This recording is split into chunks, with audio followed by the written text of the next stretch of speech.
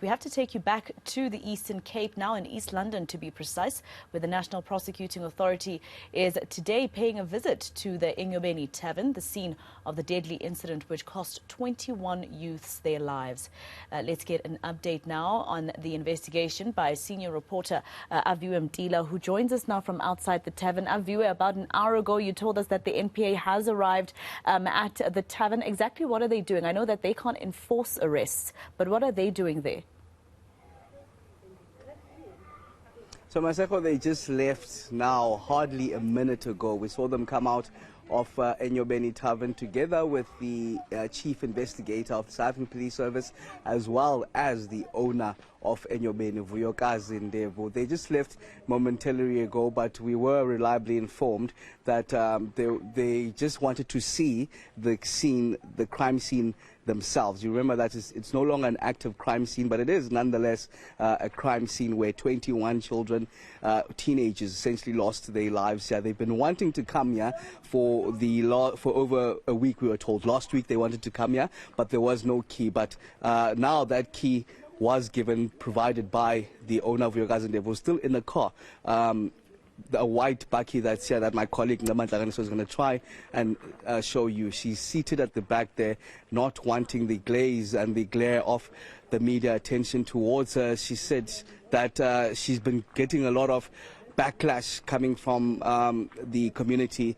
Remember, after this incident happened and her being in the spotlight. But of course, some would say it's justified given that 21 souls lost their lives at eNCA Tavern. But what we gathered from the people that we've been speaking to is that the NPA is just trying to decide whether they'll then formulate charges against, will prosecute essentially Vuyokazi Ndevu, who is the owner of eNCA. As you see, the last police van now leaving this moment, as that cohort of NPA officials as well as the police leaving eNCA Tavern. In the back seat is Vuyokazi Ndevu, the owner, which was called inside. The other information that we've gathered is that, of course, it's still messy. Even when we saw ourselves on Friday, when it officially stopped being an active crime scene, there were still bottles littered inside eNCA Tavern. Now she's been given the go-ahead to be able to clean the place itself, given that, remember, it was a crime scene, well, an active crime scene.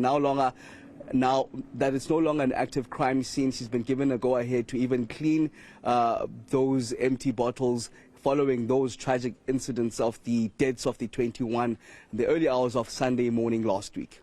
And Aviwe, that doesn't necessarily mean that after she cleans she'll reopen, because I remember you showing us visuals of the liquor board, even interviewing the liquor board to show that they are taking away her license. But Aviwe, just explain to the viewers in terms of how important it is to a point where you see the National Prosecuting Authority coming to the crime scene. Usually they wait for evidence from police to come to them.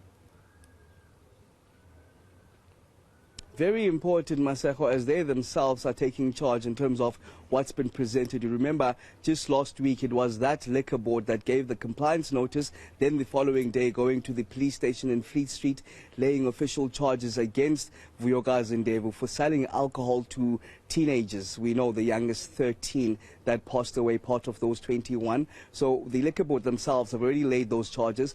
Now those investigations looking into the exact cause of the death are continuously ongoing. We know the toxicology lab in Cape Town is thwarting the exact toxin that might have led to the death, while there have been contents taken from the tavern itself, which we do understand comprises of the alcohol beverages, the food, the hubbly pipes, and also clothes that the parents have been told to provide to these forensics, taken to Pretoria, where they're also trying to determine the exact poisoning that led to the death of these teenagers. So seeing the NPA here might suggest that prosecution is nearby now, Maseko. Even speaking to some of these prosecutors, suggesting that while they might have to wait for these investigators, it's peculiar. It's interesting that the NPA then wants to come themselves to the crime scene and see for themselves what might have happened on the day. They spent roughly around an hour here, and it was essentially by chance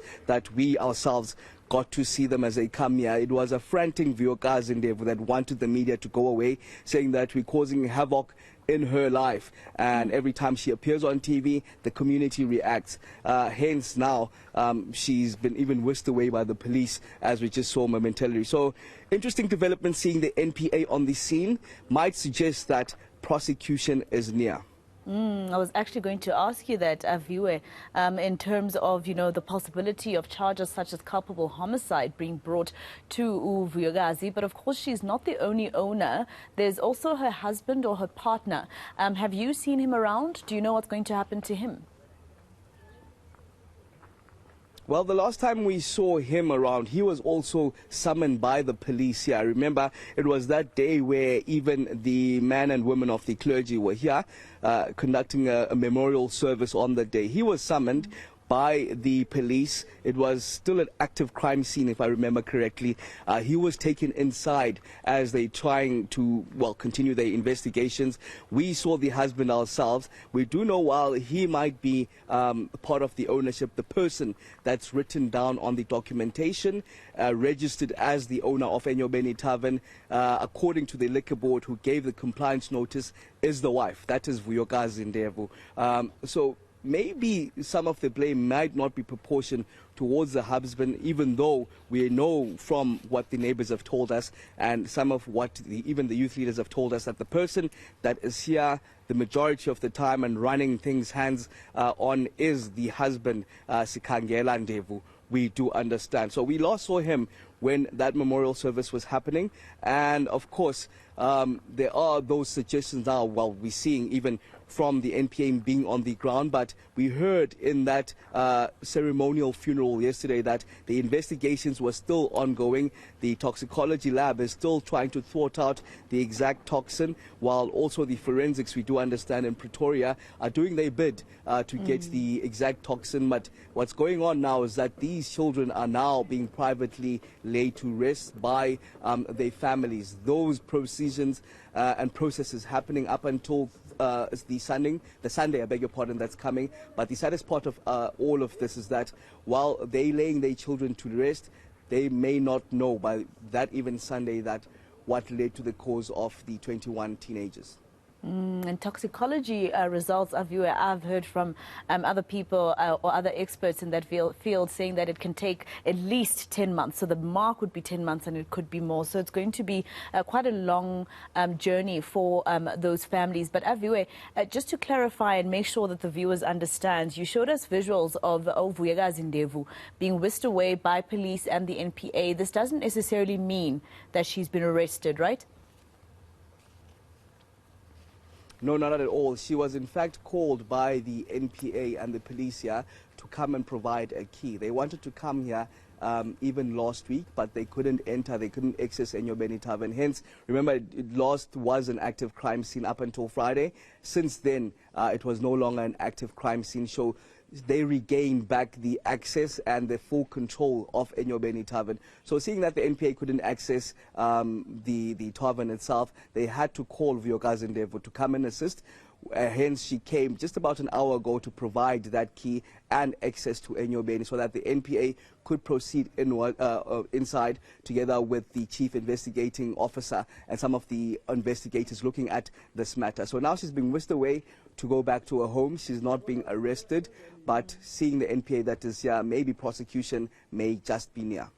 Yeah, of course. Well, senior reporter Aviwe Mtila with that report, of course, from eNyobeni. He's been on the story since the beginning. My question still remains, the same question that I asked Aviwe earlier, in terms of whether or not these teenagers inhaled something in the air at that particular tavern. That doesn't make full sense to me, because ask yourselves at home. There were DJs there.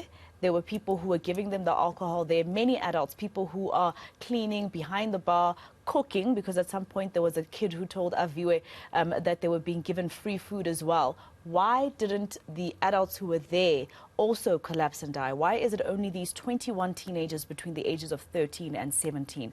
But of course, it's going to be quite a long journey for these families. Let's take